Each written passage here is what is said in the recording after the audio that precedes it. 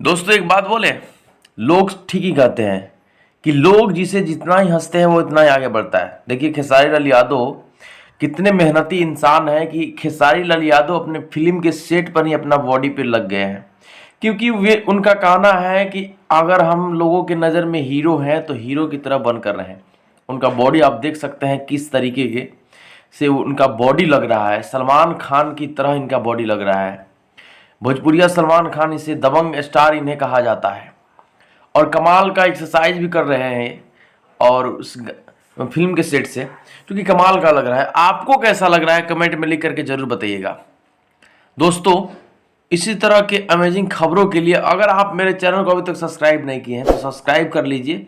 मैं आपके लिए खेसारी लाल से जुड़ी हर खबरें सबसे पहले लाने की कोशिश करूंगा और आपको हर खबरें दूंगा।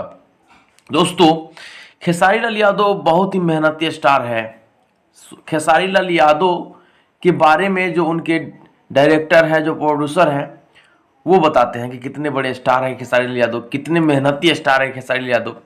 तभी जो है दिन प्रतिदिन वे ऊंचाई को पा रहे हैं ऊंचाई को पा रहे हैं। खेसारी लाल यादव अक्सर उनके गाने ट्रेंडिंग में चले ही जाते हैं और वे बवाल कर ही देते हैं।